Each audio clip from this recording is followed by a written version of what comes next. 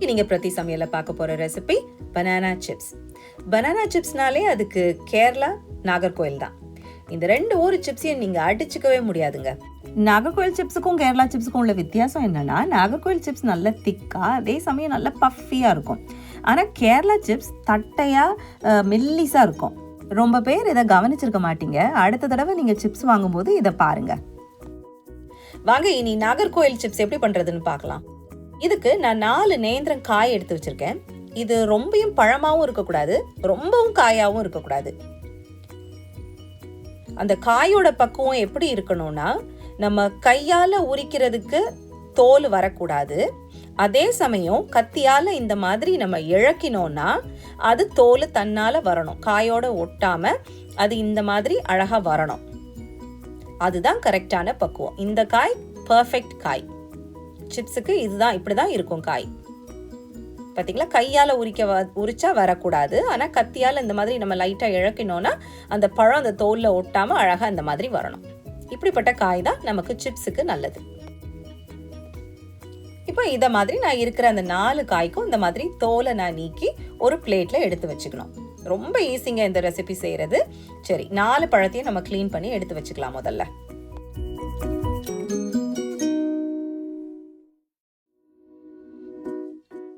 இப்போ நான் அந்த 4 பழத்தையும் அழகாக தோல் நீக்கி க்ளீன் பண்ணி வச்சுருக்கேன்.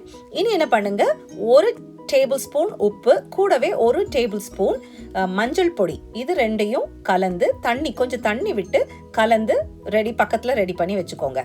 அதோட ஒரு கடாயில் கொஞ்சம் தேவையான எண்ணெய், அதையும் சூடு பண்ணி இருக்கட்டும். மீடியம் ஹீட்டில் இருக்கணும் எண்ணெய். அதை மஞ்சள் உப்பு தண்ணியும் பக்கத்தில் ரெடியாக வச்சுக்கோங்க. இனி எண்ணெய் நல்லா சூடானதும் நம்ம ஒரு வெஜிடபிள் ஸ்லைசரால் நம்ம தோல் எடுத்து வச்சுருந்தோம் இல்லையா, அந்த வாழைக்காயை நேராக எண்ணெயில் சீவி இந்த மாதிரி போட்டுடணும்.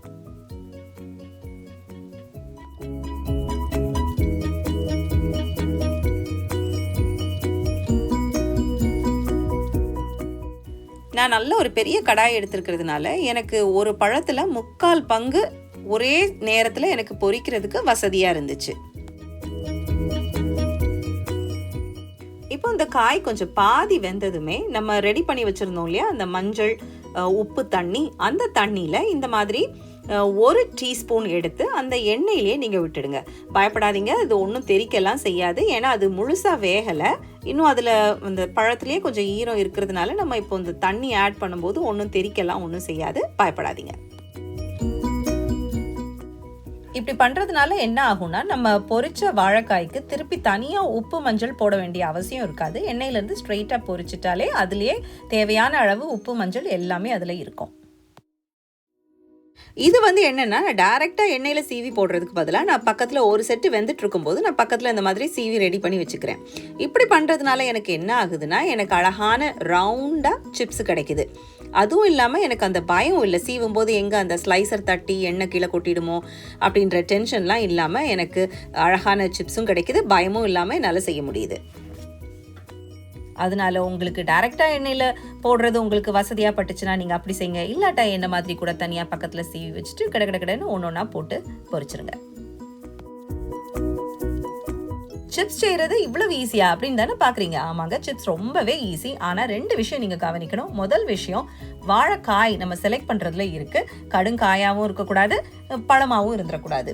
அடுத்தது, இந்த மாதிரி மீடியம் ஃப்ளேமில் வச்சே தான் நீங்கள் பொரிக்கிறீங்க. கொஞ்சம் அவசரப்பட்டு சீக்கிரமாக வேலையை முடிக்கலான்னு ஃப்ளேமை கூட்டினீங்கன்னா எல்லாம் ப்ரௌன் ஆயிரும். ஸோ 2 விஷயம், வாழைக்காய் செலக்ட் பண்ணுறது, மீடியம் ஃப்ளேம், இந்த 2 நீங்கள் பர்ஃபெக்டாக பண்ணிட்டீங்கன்னா சூப்பரான சிப்ஸ் பண்ணிடலாம். இதை உடனே நம்மளும் செஞ்சு பார்க்கணும்னு தோணுதில்ல? ஆமாங்க, இதை உடனே நீங்களும் ட்ரை பண்ணுங்க. ட்ரை பண்ணிட்டு எப்படி வந்ததுன்றதை எனக்கு கீழே கமெண்ட் செக்ஷனில் சொல்லுங்கள். அப்படியே மறந்துடாமல் லைக் பண்ணுங்கள், ஷேர் பண்ணுங்கள், சப்ஸ்கிரைப் பண்ணிடுங்க. தேங்க்ஸ் ஃபார் வாட்சிங். பாய்.